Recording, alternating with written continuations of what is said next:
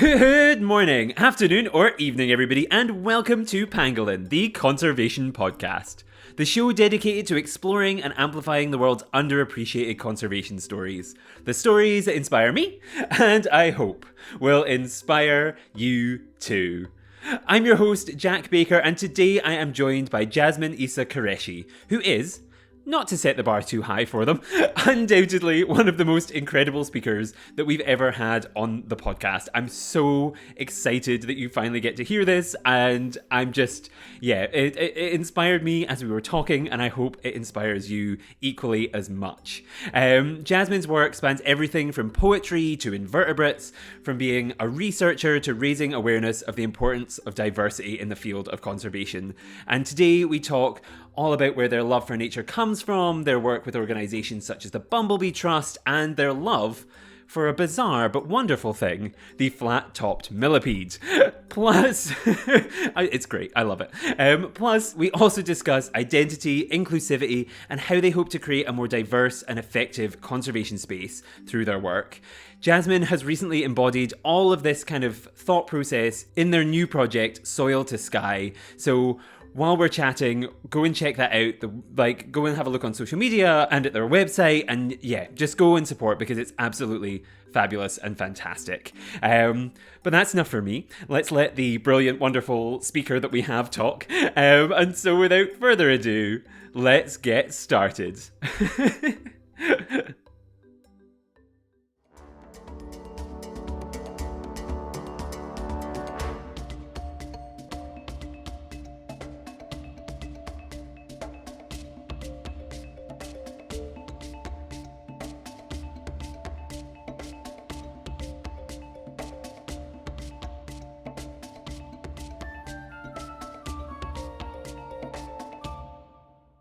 And welcome back to the show. I am now joined by Jasmine Isa Qureshi, who is a journalist, bee ambassador, poet, queer ecologist, marine biologist, advisor, speaker, researcher, writer, and storyteller, and among all other things, a wonderful, wonderful person who I am so excited to talk to today. Thank you so much for being here today, Jasmine. Oh, thank you. And honestly, I feel like half of those things can be put into one word, but as much as I extrapolate, it like draws on that old career advice that everyone used to give you, which is like if you have a job title, split it into three, and then people will be like, "Oh, you can do so much stuff." And I'm like, "Yeah, yeah, I can." And it's like, "No, I just do one thing and I pretend it's like three different things." It's like the power of the thesaurus. So I Yep. feel like, yeah. But thank you. Thank you so much. It's real exciting chance to be here and talk to you. Yes, I completely. Well, whenever somebody asks me, "Oh, like you make a podcast," I'm like, "Yeah, I host, I produce, I create, I write the questions," and it's like ultimately all that means is I sit at my laptop in my bedroom and write questions and then talk to people. But like they don't need to know that. They don't need to know. Hmm. It sounds more impressive if we do. The more titles, the better. Yeah, Um, the form of self-care. yeah. We'll put it like that. Yeah, I think so. I think so. But yes, I think, well, I have introduced you slightly there with all of these list of amazing things. Hmm. But the first thing I always like to do is kind of hand over to the guest because I obviously do the research, find all the titles that are listed on CVs and things. Hmm. But I don't know your story. I don't know who you are. I don't know what you're interested in fully. So I always think you're the best person to introduce yourself. So would you like to introduce yourself to the listeners and tell them a little bit about who you are and what you do? Yeah, of course. And I really like that actually. I think, spotlighting someone with their own story and it really helps to like platform their voice. And Mhm. so yeah, so I'm always a fan of people being like, what do you think you are? And Yep. I'm like, haha, now's my chance. Self-promotion. This is like if I was paid to self-promote, that would be amazing. Um, yes. So like has been said, I'm Jasmine. I do a number of different roles and different jobs, and I think that's mainly come about from jumping into different roles based upon my core kind of the core aspect of my jobs, which is storytelling and Mhm. writing. Mhm. I feel like with storytelling and writing, that's kind of what I've always wanted to do. Mhm. And it all kind of centers around nature and conservation and wildlife. And I think every other job that I've had has just been a branch of that. So with Hmm. journalism, I started it alongside my degree, which I did in marine biology. Um, and I loved doing marine biology, but the journalism was me kind of reaching out to different papers and journals and things and just going, would you like me to write about this? Because I think it's really cool and I would love to write about it. Like, for Hmm. example, and in those days I was doing like voluntary mostly. So it Hmm. was, free kind of work, but I wanted to do it because it was the experience of doing it and it was kind of getting that experience of writing, which I think has really helped build what I do today as a writer. But it was stuff like intelligence in whales and dolphins, which I find supremely fascinating. And I Hmm. think, the chance to write about that gave me a real kind of foundation in, well, how do animals think? And that's really lent to what I do today. So, in terms of all the jobs that I've done, they are branches of what I really love to do, which is, as I say, storytelling, writing, and Hmm. basically being the biggest bug enthusiast that I would say I've ever met. But also, that's really pushing it, I think, because I've met some big bug enthusiasts. But yeah, journalism, conservation, marine biology, but also moving into stuff like race and queerness and Hmm. transness, because again, it's very central to who I am as a person, Hmm. but not even just as my existence would show. It's Hmm. more me trying to navigate this world of conservation and wildlife and really wanting to just learn about wildlife, learn about bugs, learn about people, observe and study things, and then the system that we exist in pushing back against me and going, no, actually, because of who you are, we're not going to let you do that. And me going, but I want to, though. And so me having to push back against it. And so I think most of these kind of the awareness and the reflection and the roles that I have in activism or the Hmm. roles that I have, as an engagement officer for a youth organization or the roles that I have as a speaker at maybe an event or some sort of science festival where I've gone, we really need diversity in conservation and wildlife. It's mainly because I tried to do it, couldn't do it, and decided, no, actually, I really want to. So we're just gonna kind of hack away at it until we find a space, and then other people kind of trickle in and go, "Oh, that's nice. We've got a space now as well." And I've gone, "Yeah, that's the point of this because I never got that chance, and that was horrible, and I don't want anyone to ever feel like they've never got that chance again." So yeah, it's kind of a roundabout way of saying I talk a lot about stuff and I also write about stuff and I love bugs. So maybe that could have, do you know, that was even shorter than what you said in the beginning. So maybe that could work as well.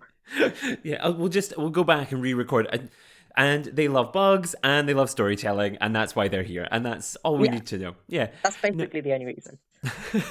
No, and I think that's set up the conversation beautifully because it's touched on so many things that I think like I want to ask you more about and so many things that I think are so interesting to do with all of those aspects. And I think, yes, Hmm. this was one of the most challenging sets of questions I've had to write because, like, a lot of the time people are coming on and they're talking about a hornbill or a pangolin or an Hmm. okapi, and it's one like set topic within the realms. But I was like, Jasmine does so many things that I'm like, I want to just like touch on all of them. So I'm so glad you've introduced yourself in that way because now it gives me it opens the door to the Hmm. bizarre range of questions that I will now ask you that hopefully will weave together in a nice story. But we'll see how Yeah, that turns out. this was Um, all pre-recorded. I was setting up that segue. It was predicted. We mhm. did this already. It's all scripted. This is actually acting. Yeah. It's a radio show that we've just acted out. No, that's fantastic. And I guess like it kind of leads nicely into the first kind of other question that I wanted to ask you now that we know a little bit more about you, Hmm. which is, and I like to ask a lot of my guests this, and I think it's why nature and wildlife because I think like especially when it comes to the world of storytelling, people can be passionate about telling all kinds of stories and what kind of brought you into that space specifically? Was it something you grew up loving nature and storytelling and then you brought them together? Was it something that you loved storytelling and nature kind of came along second? Like, what was the kind of link there? That's a really, really cool question because I think that's the foundation of everything that I do. Hmm. It is nature and wildlife. And I think just like you've said, there's so many different ways that people can tell stories. Yeah. And right now I love exploring those, through some of the things that you may have like touched on that I do, like poetry and these other ways. But it really started as I love wildlife. And Mm-hmm. that came about in a really odd way. So I think I talk to a lot of people, and especially if you talk to a lot of middle class people, Mm-hmm. a lot of white people, a lot of people who are very different than me in terms of where they grew up and the experiences that they've had. Mm-hmm. They often say, we were always out in wildlife, we were always out in nature, we were Mm-hmm. always, we were always kind of brought to like farms and things, or we grew up in the countryside, and that's given us this passion for nature, and that makes a lot of sense. But for me, Mm-hmm. I grew up in, central London. I grew up in a flat. There was no garden, there was no reserves nearby, there was barely any kind of access to what we consider stereotypical Mm-hmm. green or stereotypical nature. And I put that in quotation marks, even though no one can see, so it was kind of useless. But like I put that in quotation marks because um, the stereotypical set of nature is based on biases. But anyway, Mm-hmm. extrapolating, going back to it, I grew up in this area and I really learned to appreciate the small things. So bugs and little plants and tiny little fungi and all Mm-hmm. of these really, really tiny things, because those were the nature that existed in the environment I was in. And I'm not entirely sure why small me focused. Like, if I'm completely honest, I'm Mm-hmm. not entirely sure why I was living in that environment. And I really thought, this is really cool.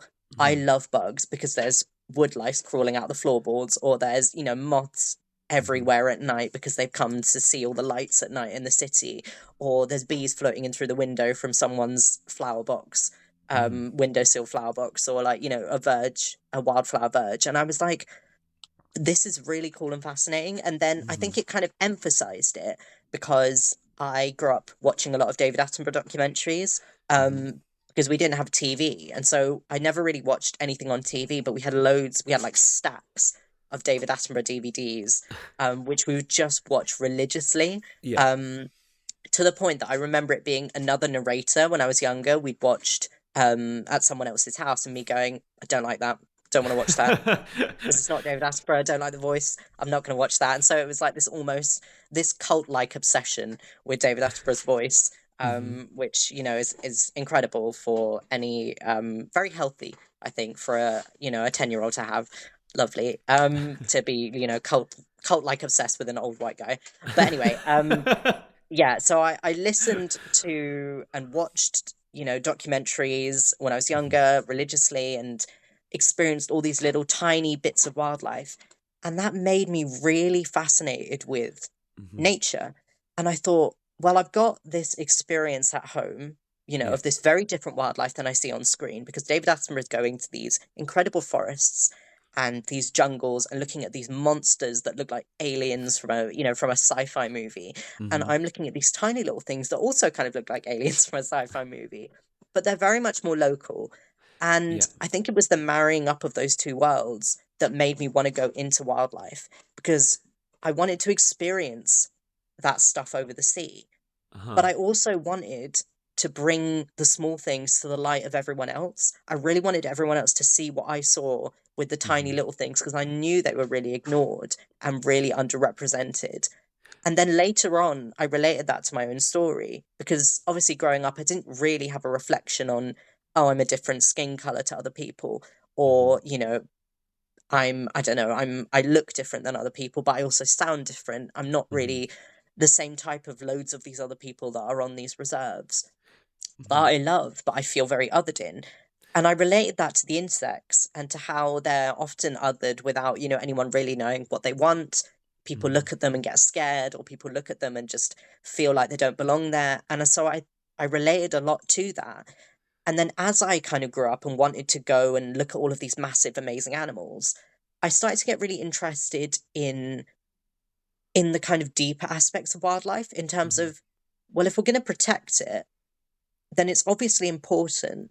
And if it's important, why is it important? Why is it important Mm-hmm. to protect wildlife?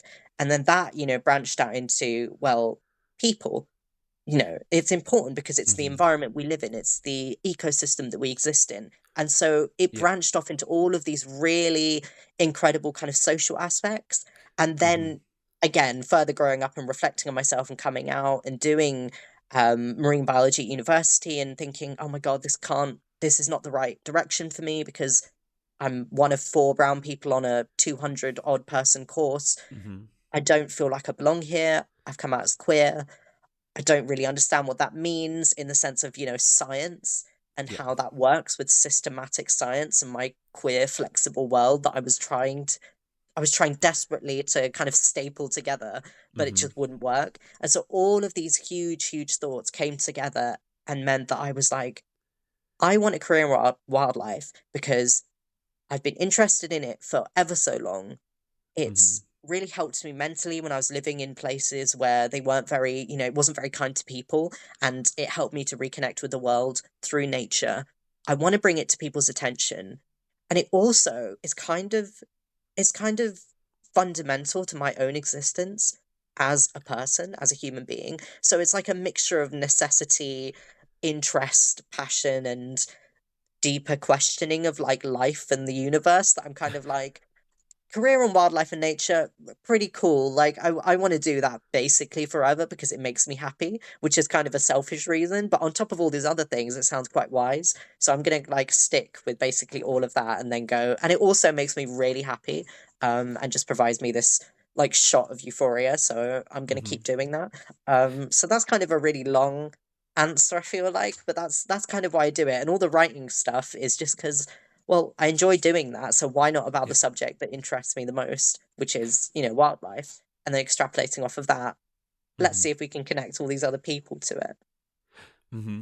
Mm-hmm. I think that's yeah, and there were so many points throughout that answer where I was like, "Yep, yeah, yeah, that like it's the story like I can see like you know that way where as someone like it's almost like you have like it's perfect like you have such a good understanding of self in a lot of ways of like you can see Oh, how thank you. like you can put these pieces together because I knew that way where sometimes people it takes a long time for people to realize this is why I did this and this is why I did that and it was so interesting to see you like I'm like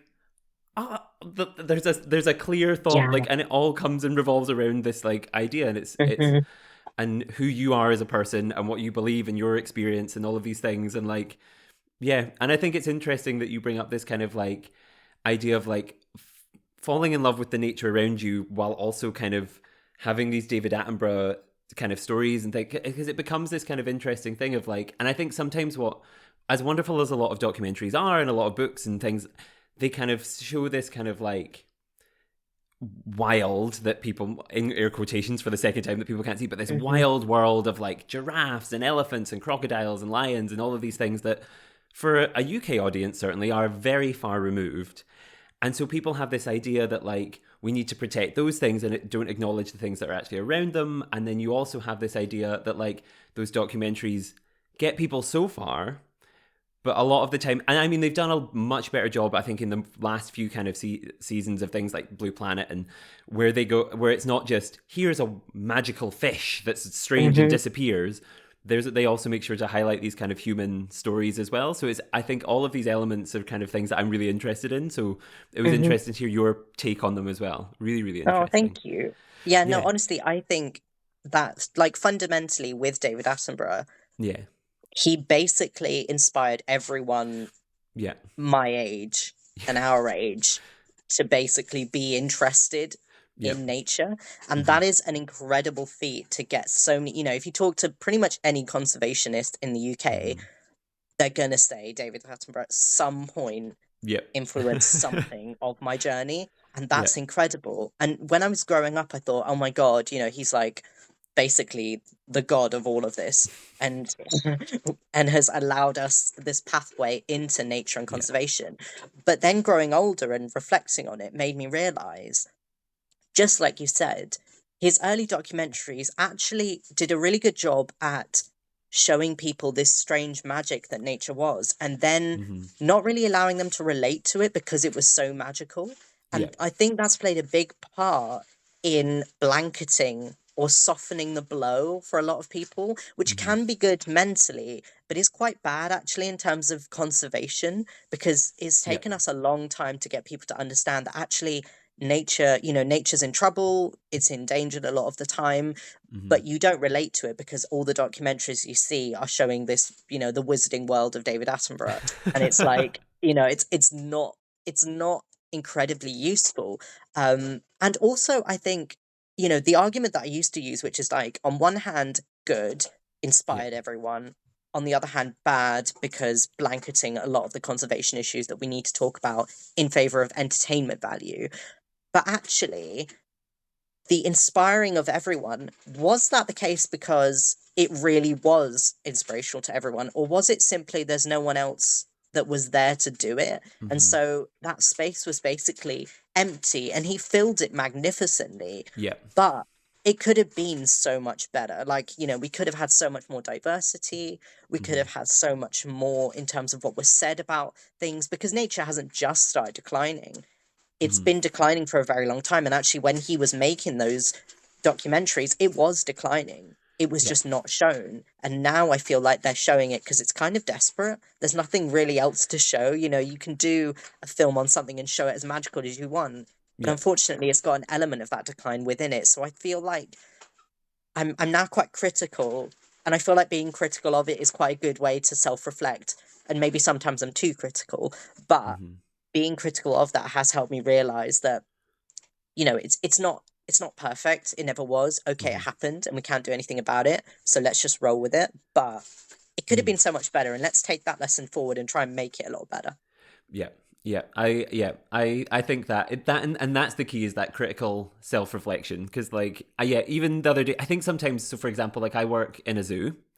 And I think sometimes people come to me and they go like, working in a PhD office where everyone's reading about non-human geographies and all of these things. Sometimes people put papers across my desk and go, "You should read this, and maybe we should talk about it at some point." But they're scared to, like, because if it says something that says no, zoos shouldn't be a thing, or this thing or that thing, it becomes this like weird like awkwardness of like they don't want to address it. But it's like, we can only do conservation in the best way, and we can only do all of these things in the best way if everybody reflects on what they do in a critical way, because then you realize the mistakes that you've made, or the places where there aren't people that there should be, or there's places where voices that need to be elevated, or there's animals that are being ignored, or there's stories that aren't being told. Like, it's only when you reflect on that and take a step back and you go, that's when the most important stuff happens. So I'm always like, no, criticize me, Hmm. please. Like, Yeah. leave a 5-star review for the podcast, but criticize every other aspect of my life, please.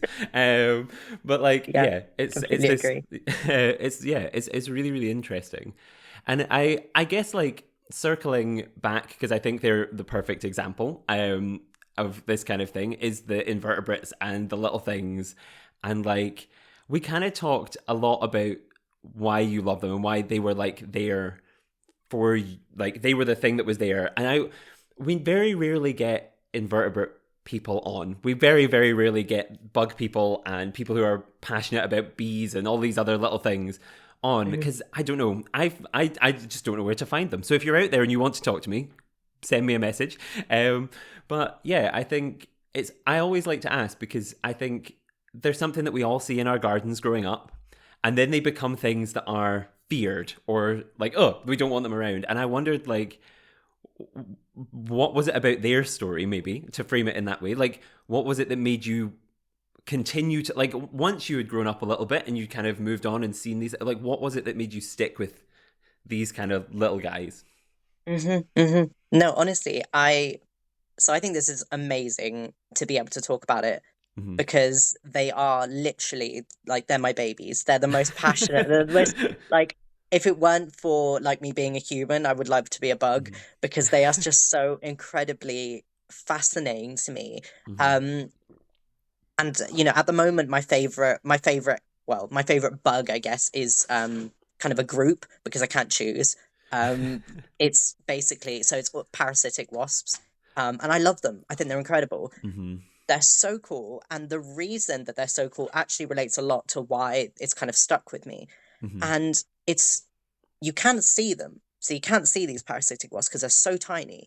Hmm. But then, if you look very closely, if you use ultra magnifying equipment, or if you use some sort of equipment to look at them and you see them, there's this beautiful detail that you can Hmm. see that makes me think, oh my god, there's a certain magic that exists there that we could never ever see Hmm. without looking closer. And that's, I think, what's kept me so fascinated by them. Because Hmm. even when I was younger, I'd see them moving around, and I spend most of my time looking at the floor. um, because I was basically um, super, super awkward.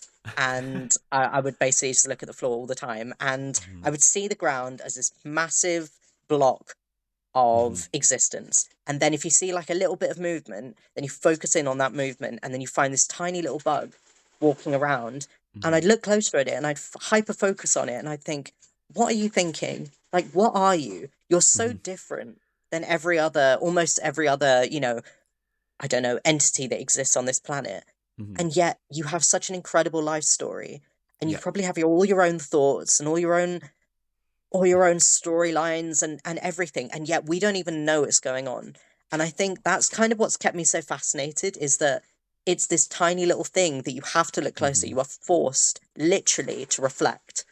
Yeah. And a lot of the work that I do now, so obviously I'm, ambassador for the Bumblebee Conservation Trust. I do a lot of Mhm. work with pollinators, insects, and tiny little animals. And I'm working on a PhD at the moment, a Mhm. proposal which is based around entomology and insects.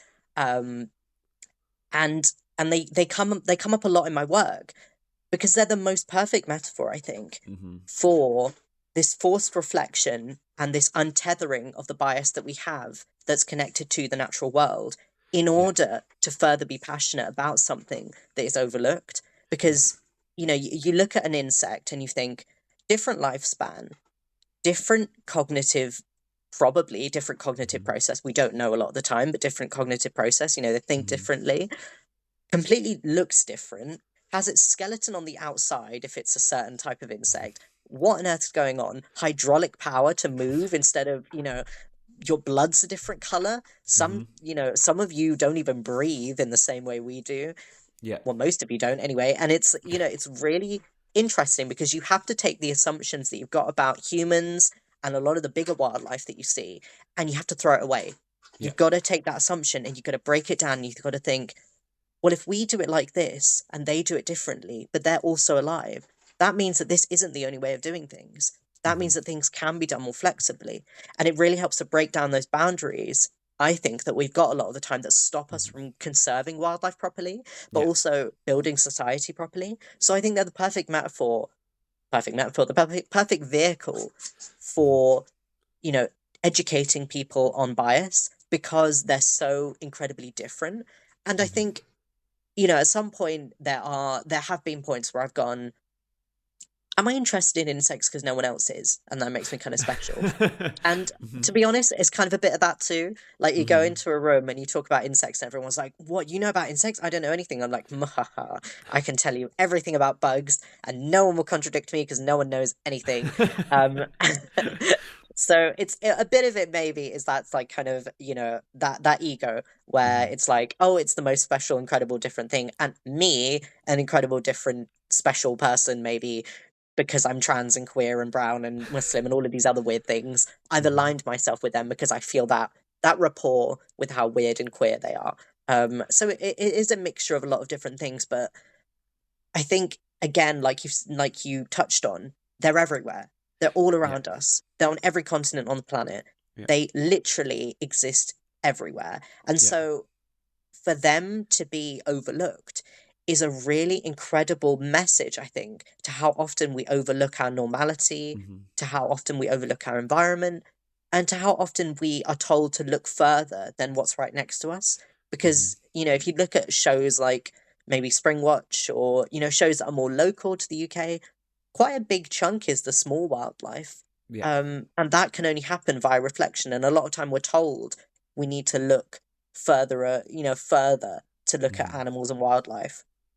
But it's all around us all the time. And yeah, I think it's just all of that passion has been distilled in these tiny little things.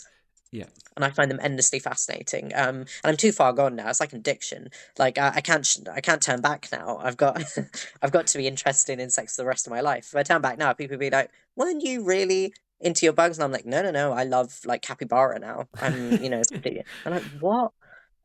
So yeah, so a lot of different reasons, but I think the end point is probably the one that you can just put in the podcast, because the rest of them. Yeah. I fully because I now. Oh, you're the person who knows about pangolins, aren't you? For the rest of my life, even if like I'm like there are other people. Go like I am. I just do this. Like there are other There researchers who aren't. do pangolin things. Go find them. They are very interesting people. But I get the like, yeah, you're the bug person now. That's your thing. You have to stick with it. And it's branding. It's the important thing.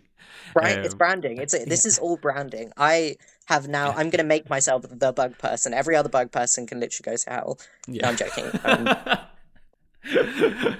No, I think it's fair. It's fair. No. And yeah, and that's the thing. I think, and I really like the point that you were making there because it's that idea of like people maybe look and they see the ladybug or they see the butterfly in their garden or they see the ants or they see the spider or they see whatever, but they don't actually look. They like passively like glance. It's like what my mum always used to say when I'd be like, "Oh, I can't find this. I can't find." She'd be like, "Jack, did you look?"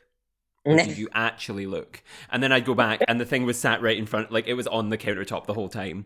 And I think Yeah. that's the thing with those, it's like we see them every day. They're the one creature we probably, beyond anything else, we don't necessarily see mammals every day. We don't see, if you, depending on where you live, you might not see birds every day. You might not see all these other, but you're pretty much probably, no matter where you are, going to see these things Hmm. every day. So like taking the time to stop and actually look rather than just go, oh, there's this thing is like, yeah, Yeah. like so important. So And important.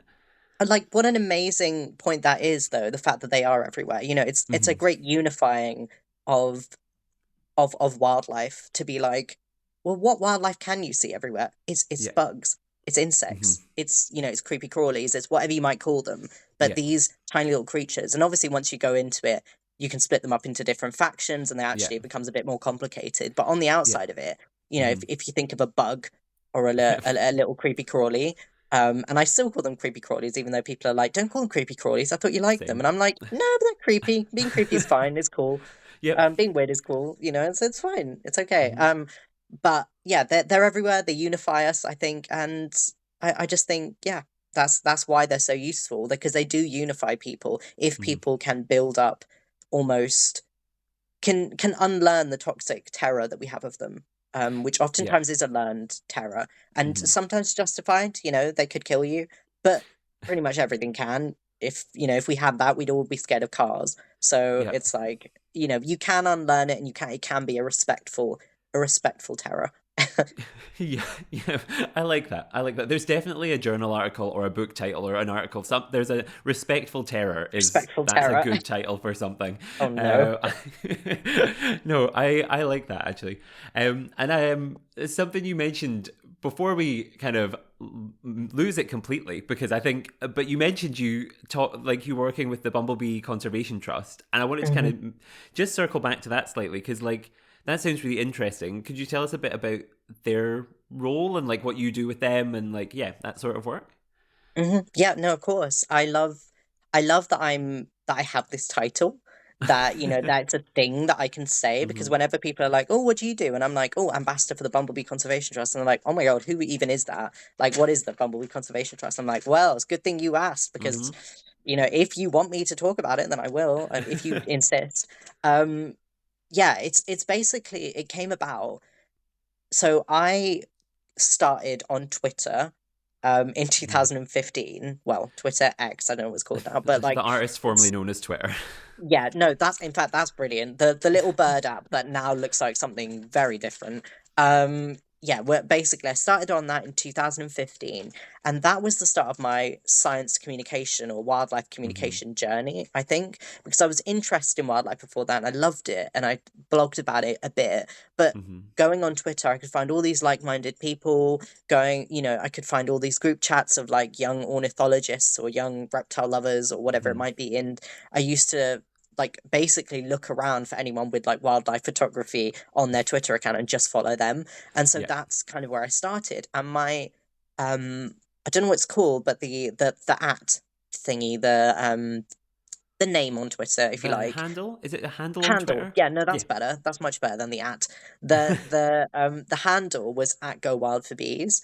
And the Hmm. reason I made it that was because at the time, I was trying to campaign for verges of wildflowers to Mhm. be basically allowed more often and not to be mowed down by councils Mhm. in London, where I was living, and in kind of in cities all over England, Mhm. because as we know, wildflowers incredible source of food and rest and places of just support for pollinators, which Mhm. basically are the foundations of our ecosystems, in whatever form they might come, whether it be flies, hoverflies, bugs such as bumblebees and wasps, or whatever it might be. They Mhm. really are the foundation. So I was like, well, I want to campaign for this. I love Mhm. them. So I'm going to call my Twitter account Go Wild for Bees. And I'm going to talk about going wild for bees, which basically means don't mow your lawns, keep your wildlife, keep Mhm. your wildflower verges intact, and allow there to be regular chunks of wildflowers, because they Mhm. help our pollinators, which then helps our wider ecosystems, and they also help us mentally. So it's always useful. I did that, and then I got I got to know the Bumblebee Conservation Trust. And at this point I was very young. I didn't really know what I was doing, but I was kind of just Mhm. bumbling along. Hey. If no one can see, I pointed with two fingers. Mhm. Yeah, that'll really get across how cool I am. Um, but yeah, I got to know the Bumblebee Conservation Trust and really loved what they were doing. But it was a few years later that I then wrote an article for A Focus on Nature, Mhm. which I now sit as the engagement officer on their committee. Mhm. But I wrote an article for them a few years later called uh, A Small Brown Elephant, which was about diversity in nature and how I came to understand that actually it's quite hard for brown people to be in, green spaces. It's quite Mhm. hard for us to be in reserves because we feel othered a lot of the time. And that spawned my whole sort of, I guess, career in talking about racial diversity and conservation as these Mhm. things that need to be looked at together. And the Bumblebee Conservation Trust saw that article and reached out to me and was like, do you want to be ambassador? Because we've seen what you've written. It was a really good article. We loved that you talked about nature and diversity. And we think you would be someone who could represent us in a way Mhm. that we want to be represented. And I was like, oh my God, hell yeah. Have you seen my Twitter handle? Like, I'm qualified for this. And I just thought, this is an amazing dream that I get to do. And so Mhm. my role basically is to engage people with bumblebees, engage them Mhm. with wider environmental practice and conservation that connects to bumblebees, which is basically everything. To make people passionate about bumblebees or allow them to educate people about them using um, my various socials. If the Bumblebee Conservation Trust has a campaign, then I'll Mhm. share it. I'll do my best to drum up support. And it's really about being that face and that voice in a community like mine, Pakistani, Muslim, Indian, trans, queer, all the many trump card identities that I hold. Mhm. It's basically about saying, I love bumblebees. This is the Bumblebee Conservation Trust, Mhm. and we are people like you. And so if you want to be interested in bumblebees and insects, you can fill these shoes, because it's so much easier to move into a space when you see someone's already filled that space or Mhm. opened it up, because you can just walk in without having to make the space. So it's really about making that space in amongst the bumblebees for brown people a lot of the time, and for other diverse background people, but then also generally, even people I don't relate to in terms of identity and background, just making everyone passionate about bumblebees, because I think it's so necessary. um and I think a big part of that role is also advising the Bumblebee Conservation Trust on how they advise jobs. Sorry, how they advising the Bumblebee Conservation Trust on how they advertise jobs, on Mhm. how they represent themselves as a big organization in Mhm. wildlife charity and wildlife conservation, and Mhm. how they represent themselves to maybe marginalized background people or people who Mhm. don't often get the opportunities in those organizations. And yeah, I think it's really kind of propped up a lot of my interest in wildlife Mhm. and insects. I've done a few films now as part of my like filmmaking career on Mhm. insects, especially bumblebees. And whenever a reserve basically is like, we've got bumblebees, I'm like, can I come and look at them and talk your ear off about them forever, and Mhm. then I'll leave, And yeah, that's it. And I'm an ambassador for the Bumblebee Conservation Trust, didn't you know? And look at my Twitter handle. So I'm like qualified. So please let me in. I love the idea that like you are fully qualified anyway, but you fall back on the look at my On the Twitter Twitter handle. The Twitter handle. handle is the most important thing. Like obviously that is the key because you know every bumblebee conservation group or charity or person out there wants that handle. So you're like, hmm well, I have it. I'm like, So but yeah, yeah. exactly. Where you can't have it, but you can have me if you want, and I'll like pretend that I'm like, I don't know if you can tell yet, but I'm like 10,000 bees in a trench coat, and they just kind of like buzz around and like pretend they're like, yeah, we're really passionate about bees, and we're not bees. Mhm. Yeah, we're not bees. Don't what do you mean we're not bees? Oh. And before we go too down, that is a whole joke that could go on forever because I'm like that yep. That's a Before good I book title as also well. what were you saying? Sorry. Sorry, I'm talking over you. That I'm just saying that's a good book title, 10,000 bees in a trench coat. But never mind. Again, we're just well. I better start writing these down at this point and just go like, yeah, hmm okay, this one, yep. No, what I was going to say was also big up to the Bumblebee Conservation Trust because I feel like so many charities, I mean, like, and organizations in conservation are starting to think about these sorts of things, hmm but it's nice that they seemed to have been so proactive in like approaching you and being like clearly being like, oh, we need help with this, and going to somebody who is able to give advice and not just relying on the people who were already in the office to be like, oh, we can design something or we can write something that hopefully will get to whatever audience. It's like so encouraging to see a charity and an organization being like, we don't know this the best, so hmm let's find somebody who can advise us in the best possible way. So like hmm big respect to them for that, actually. Big respect. Yeah, Yeah. no, I also think big respect to them for that because I think the hardest part and often the first part of Mhm. changing a problem, Yeah. changing a toxic system and finding a solution is actually being aware that there is a problem Yeah. and breaking that assumption that everything's fine. And I think for them as an organization, there is, it's quite a white organization. It's quite kind Hmm. of centered in privilege and access to a lot of resources because, Yeah. of course, it's about bumblebees and, this insects not often looked at by Yeah. even people who have the access to them. So, of course, they're not going to be looked at by people who don't even have access Hmm. to information or education around more popular zoology, wildlife, and Hmm. ecology. So, they're going to be looked at even less. So, for them to go, we're aware we have a big problem. Yeah. Can you please help us? Just like you've said, I think very good. And I would hope that other organizations do that. Hmm. And obviously, big long way to go. They're not perfect, but then no one is, and no Hmm. giant organization that's built on wildlife and ecology in the UK, definitely they're not perfect either. So Yeah. it's good to see it happening. I wish it would happen faster, but like you said, there's always value to hope, and the fact that it's happening and it is Hmm. occurring, even though it should be happening faster, is a great cause for celebration. Hmm. Hmm. And I think yes, and I think that actually leads really nicely into the next kind of thing that I wanted to talk about with you, which is this kind of work that you do to kind of open these doors and center voices in conversations that, yeah, like need to be centered, but historically have not been allowed even access to the conversation in the first place, never mind be centered in it.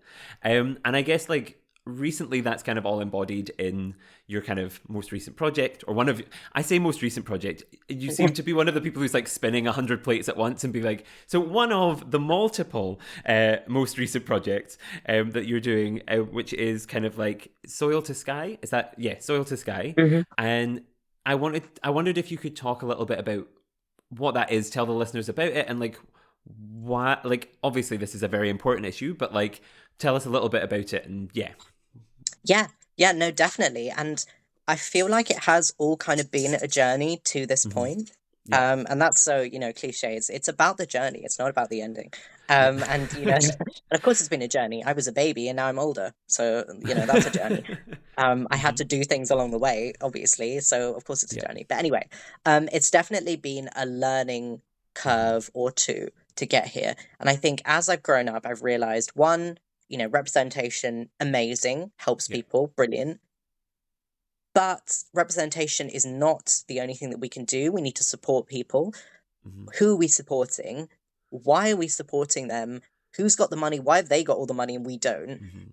Where does wildlife come into this? Why do we even have to care about conservation and wildlife? Why am I queer and what does that got to do with anything anyway? All of these different questions have kind of built to Mhm. this point where I'm like, I am an intersectional conservationist, very Mhm. intersectional in terms of all of these different identities and communities that I Mhm. overlap with.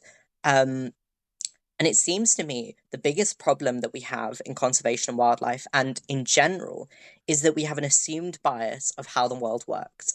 And I Yeah. wrote an essay about this recently for a newsletter called Radical. And it's a very good newsletter, has some incredible other writings. I would very much encourage people to read it.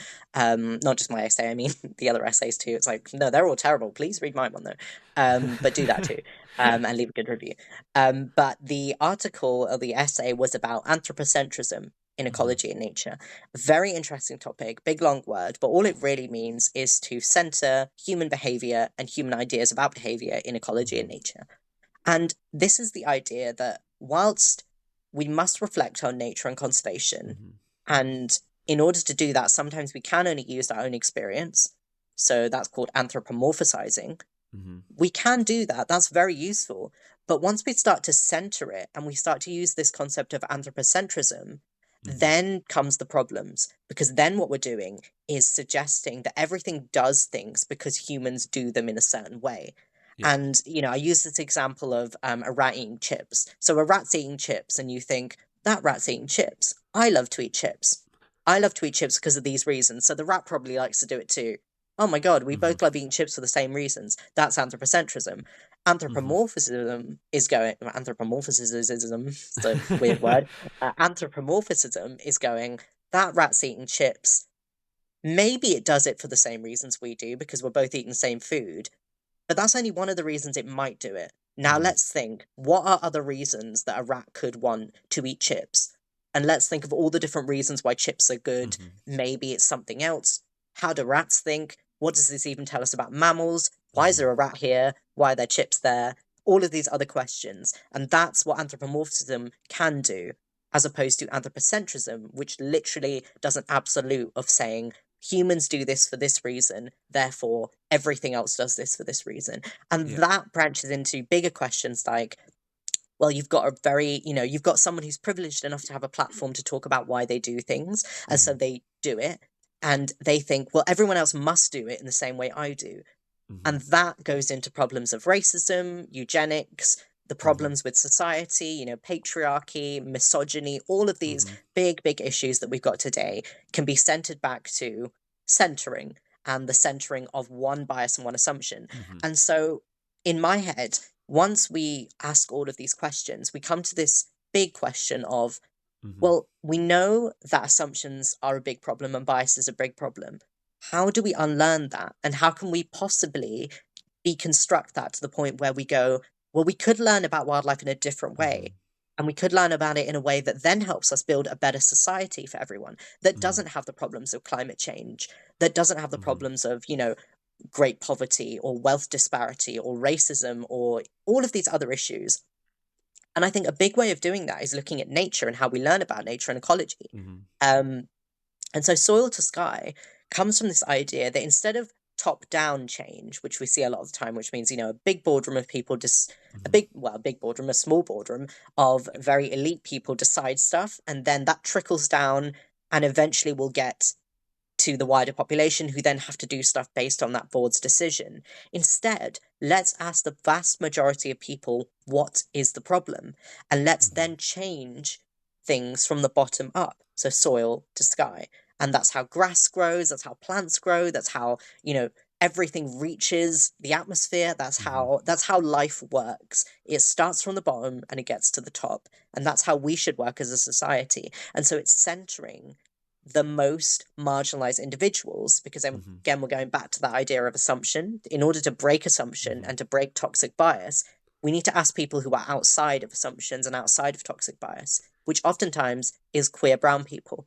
And so with soil Mhm. to sky, we center, or trying to center anyway, the teachings of queer brown people, which Mhm. a lot of the time is indigenous people, indigenous communities, global majority communities, migrant communities. And then that extra layer of, are they trans? Are they queer? Because this is something I know, but trans and queer people are often othered because, we're so far away from the norm. Sometimes we don't even have a name. And almost our label queer is to be different. Imagine being labeled different and that's your whole community. And it's just like, oh, interesting. Hmm. Let's just roll with that though, and reclaim it a bit and say that to be different is good because then you're not conforming. And to Hmm. not conform would suggest that you might have reflected on yourself a bit more than the next person who can Hmm. so very easily conform. And so Sword to Sky is basically saying, let's center these people. Let's center their voices in nature and conservation by making these spaces more comfortable for them so that they can then show us how to think about things in a different way. And then if we can do Hmm. that, maybe we can build an alternative system to the one we're in that isn't based on the bias of a few very rich white people. And so maybe we can stand a chance of saving what we have of nature, because then maybe we can live more sustainably alongside it, like most Hmm. indigenous queer communities do. Maybe we can decide or even realize that we need to respect it as as Hmm. an entity, as an alive entity, and not just suggest that it's either a resource or it's clever Hmm. enough to be almost a human, which is a lot of the time what we do with wildlife and Hmm. animals. It's either almost a human or it's just nothing. And so maybe we can try and unlearn that a bit. Maybe we can try and unlearn some of the biases we have in speciesism, where we suggest that other animals are less simply because of the attributes and characteristics that they have that are different to us, and Hmm. then use those teachings to go, well, this human being is very different to me. Hmm.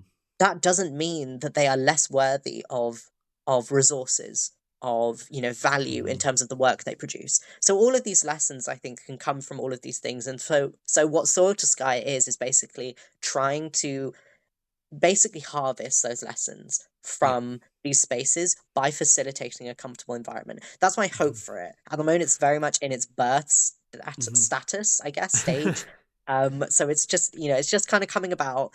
It's Hmm. a few social media pages. It's a big idea. It's something that I want to take forward and make more useful because it really relates to everything that I feel is very useful. Hmm. Yeah. So I think that's kind of everything. Yeah, I built the logo myself. Yep.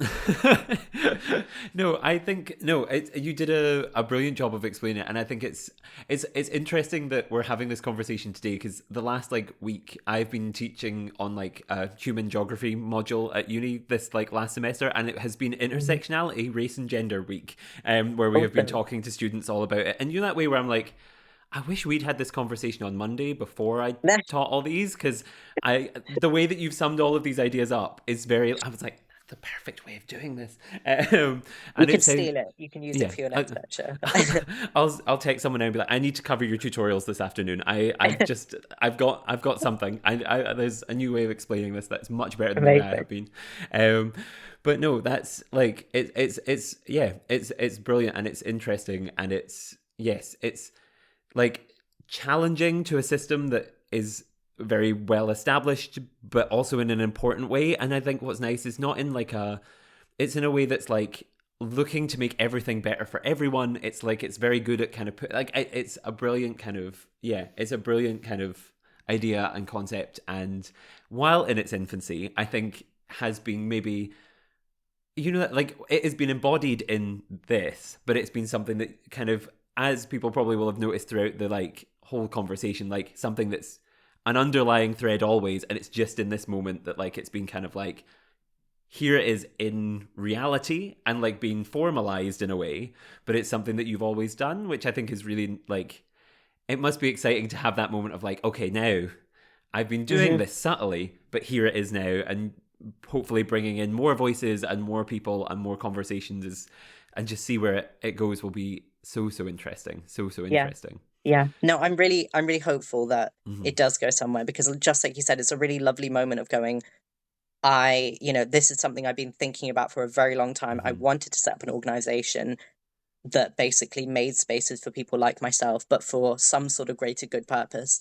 Hmm. Here it is. And just like you said, it does help everyone because helping the most vulnerable person in Hmm. society Yeah. automatically makes the world better for everyone else. Yeah. So it's like, how do we understand who that is? And yeah, it's just about questioning everything. And I think that's another core aspect of myself. It's like storytelling, wildlife bugs, questioning.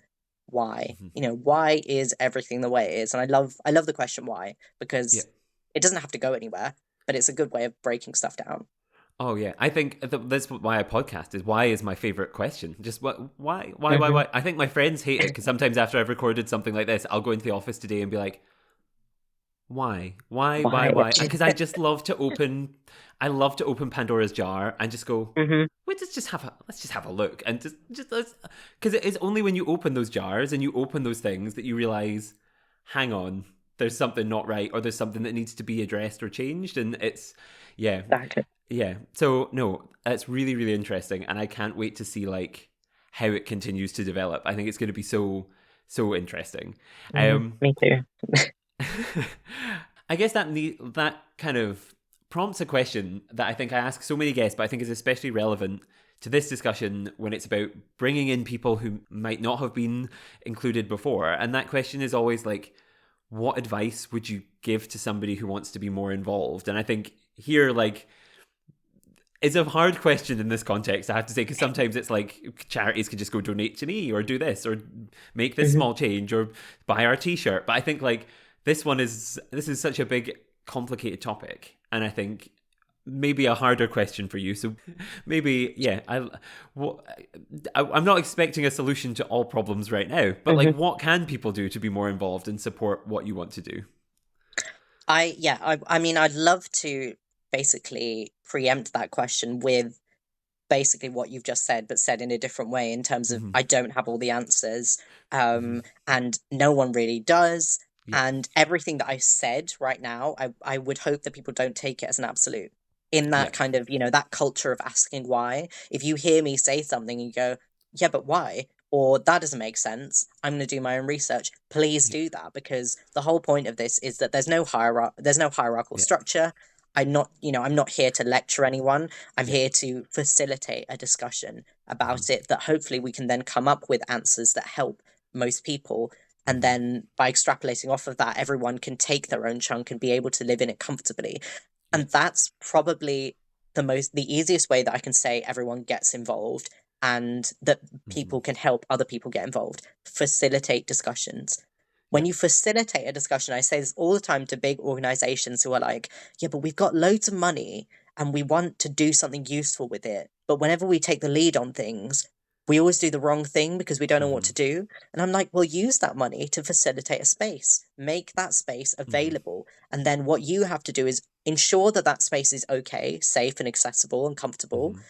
but invite everyone in. All these Yeah. tiny organizations, these smaller organizations, these communities, these activists, people from everywhere, different backgrounds, as much as you can, Yeah. spread the word, get people to come and talk about what they really want to change.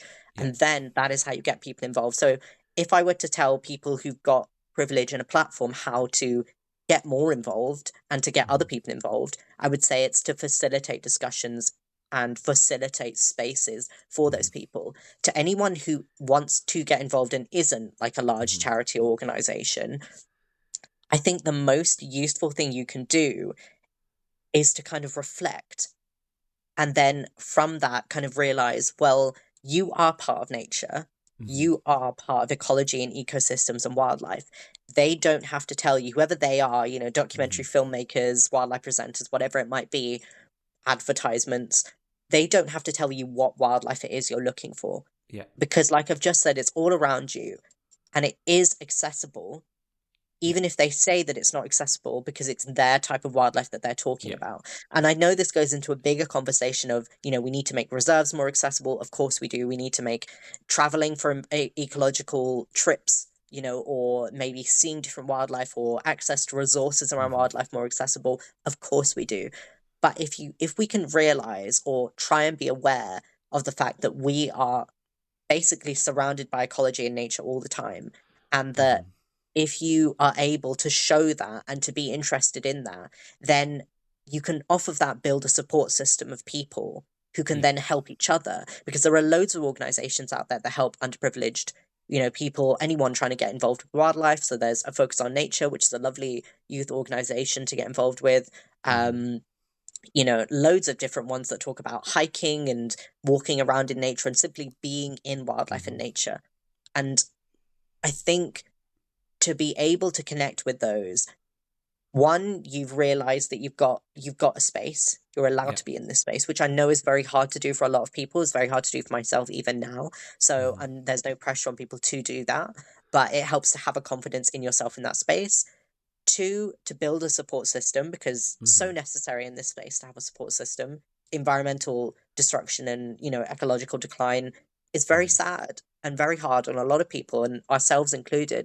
So Yeah. if you're going to be interested in nature, things are going to be a bit hard, unfortunately. But if you have a support system to rest on, Yeah. that's amazing. Also, don't feel bad, I think, of not knowing things. I Mm-hmm. always go into spaces and go, well, I'd love to learn about stuff. And I might know a lot of things. Well, a lot of Yeah. people think I do anyway. But I like to know about things. I like to learn about things, but I love not knowing about things because Mm-hmm. that means I'm basically super empty for someone to fill me in on whatever there is about stuff. And so I think possibly the best ecologists are the ones who know the least, because all of the and this might be slightly controversial, but I think, with students, with tiny kids, with people who haven't had a background in, Mm-hmm. I don't know, foundational biology or ecology, you guys are Mm-hmm. the most available to learn about wildlife and ecology. Mm-hmm. You guys are there to basically mold into this new generation of incredible ecologists that are going to do stuff in a way that's never been done before. Mm-hmm. So that is, I think, that's one of the most important things, is realizing that the less you know, the more able you are to build something Mm-hmm. new that hasn't been built before and that isn't maybe, I don't know, changed already. No offense to everyone who knows everything. You're also really cool. Yeah. And yeah, I would love to also meet you. That's no, it's good, and it's a brilliant point because like if you're starting from scratch, you don't have the biases or the bad habits or the things Hmm. that people maybe who are more established do have. Like when you're driving a car, like when you're learning, you get taught how to do it very like perfectly, and that's brilliant and Hmm. whatever. And then over time, you go up and down and you start maybe not checking mirrors as many times as you should, or you push certain like, oh well, this I know this corner is always I can go around this corner a little faster than, and like a lot of ecology and conservation is people who are so used to cutting the not cutting the corners but bending the rules or within a Hmm. space where they feel like this is how we should be doing it. The people who are learning now can come in and go, well, actually, if you've always done that, that's probably not safe or the best way to do that or whatever, Hmm. because we are Hmm. the fresh eyes and we've learned how to do something completely different.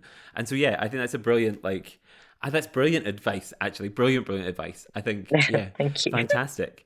Um, I guess then the next question that I ask everybody is, and I started doing this in the last series, and I love it because it always brings up weird and wonderful things, is what is your favorite underappreciated species? You have to pick one if you can. Plant, animal, whatever you want it to be.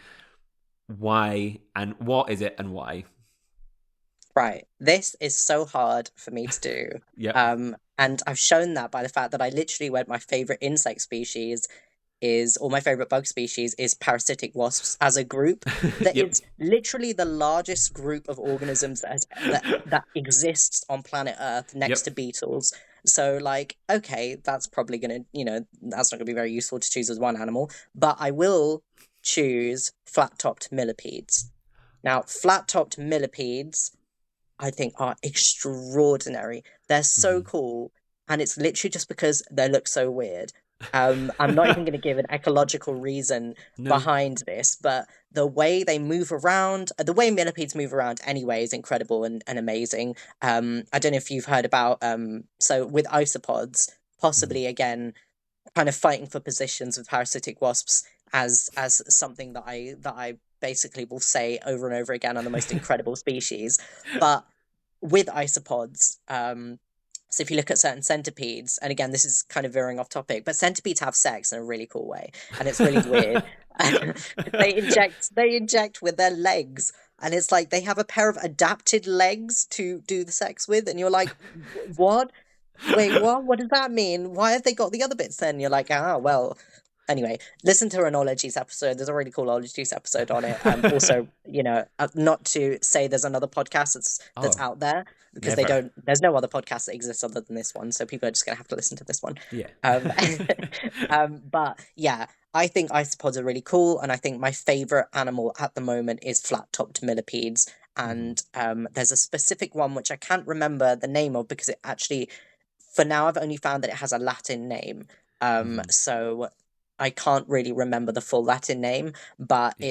it's basically, it's got these incredible structures on its back, Hmm. that point outwards, and they're like little horns, or little scales. And it doesn't look like any other millipede I've ever seen before. And a lot of people think it's a centipede. So I think it's really cool.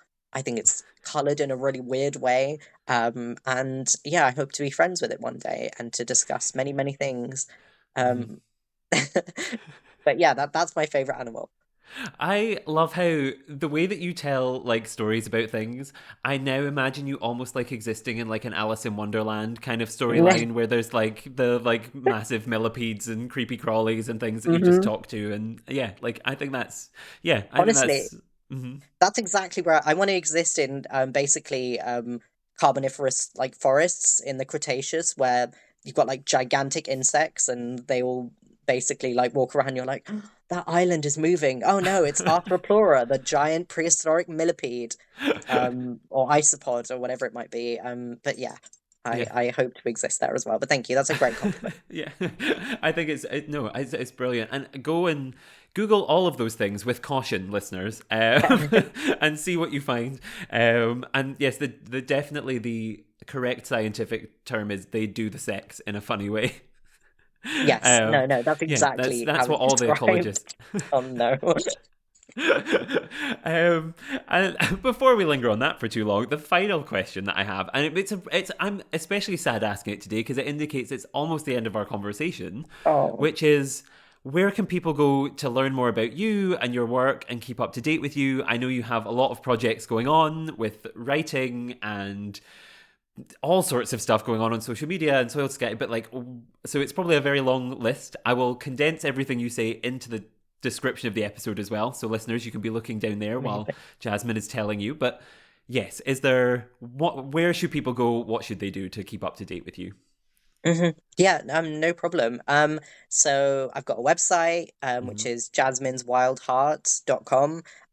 Over there, I basically, at the moment, so it's just been almost rebirthed as I Mm-hmm. moved platforms, from my, no offense to WordPress, but my rather clunky previous blog that was WordPress since I was like, I don't know, 13, that I've been updating since then. It's just like, oh my God, stuttering to death under the pressure. But now I'm at Squarespace, and I don't know why I'm like advertising different It's platforms the as well. I'm like, podcasting. It's the now podcasting. I'm at Squarespace. You can go on there. No, I'm on Squarespace, and it's called jasmineswildheart.com, and I update on all the videos that I do, all the seminars that I give. Mm-hmm. There is an up and coming, like, basically little calendar that will tell you what speaking events I'm doing, because I do a lot of workshops, a lot of facilitated workshops, basically on creative writing, on wildlife Mm-hmm. conservation. Um, on Instagram, I'm at Wildheart with a camera. Mm-hmm. Um, Started off as a photography account for wildlife, and now just basically has pictures of my face, and like a It's really always what like happens. convoluted quote underneath. Yeah, so on there, I basically just post all my thoughts and feelings and everything. And there's a link tree there where you can see all of my articles. On what other apps are there? At Go Wild for Bees on the X Twitter thingy. You can go on that. That's the technical term. Mm-hmm. And what else am I on? Am I on? Yeah, I mean, I've written a book. Well, I haven't written a book yet. I'm writing a book. I've written a book. I'm writing a book, and I would love to see people buy that so I can afford noodles. And I've also contributed recently to a lovely collection of Mm-hmm. poems and essays, and lots of different writing called The Gathering. And there's details for pre-ordering that on my website as well. Yeah, so a lot of different platforms that I'm on, but the link tree basically in the bio of my Instagram account will show everyone where to go for different stuff. Yeah. and different projects that I'm up to, and all of these different bits and pieces that I'm doing. But yeah, I would also want to say that it's been so cool chatting to you, and it's been absolute pleasure to kind of go off on a tangent after another one on insects, because that's Mhm. just what I dream about doing all the time anyway. So yeah, it's been really, really cool. And yeah, I mean, I knew I'd love it, and I've loved it even more than I thought I would. Oh, thank you so much. Because I'm always like, that way where like, you never know when you're sitting down with someone and having a conversation if they'll actually enjoy being here. So thank you so much. And it's been an absolute pleasure. And like, yes, it's felt like, yeah, it's just been a wonderful chat. And I think we like, while you may have said we've gone down many tangents, we've somehow covered all of the things that I wanted to talk about. We've talked about so much more than that on top. And it's just been like an absolutely fabulous, wonderful time. Thank you so much for like all of your perspectives and stories and making me fall a little bit more in love with insects and everything else that you do. It's been absolutely wonderful. So thank you so much. I had no doubts that I was going to have a great time this morning. So I was like, you have exceeded my expectations as well. So it's been brilliant. Oh, oh, it's And compliments all round, everywhere. yes, and for anyone who wants to give Jasmine any compliments as well, I will add all the links to social media and things in the description of this episode so they can go down, find everything they want to do, follow you wherever they need to follow, go onto the website, find out about events, pre-order books and stories and everything, and show you all the support that you deserve. Oh, Yes, yes, so they please can give go do me that. compliments. I value myself based upon the Oh, the stuff that people tell me that I am. So I oh would love yeah. it if people just went, "You're lovely," and I'm like, "Oh, I thought I was terrible, and now I think I'm amazing. Thank you." Well, on that note, so do I. So please subscribe to the podcast wherever you're listening and leave us a 5-star review. Um, and on that note, I should say as well, thank you to all the listeners for hopefully listening, taking on board. Like, we've chucked a lot at you, but I think all important, interesting things that I have really loved, and I know you will have loved too. So thank you for listening. And I can't wait to see you again next time. I hope we run into each other again very, very soon, Jasmine. I feel like there's so many events that we seem to float around similar circles, so we will see again hopefully very soon. Mhm. And yes, thank you so much for being here again. And yes, I guess with that, before I ramble anymore, thank you. Goodbye. Goodbye, and thank you again. One more thank you.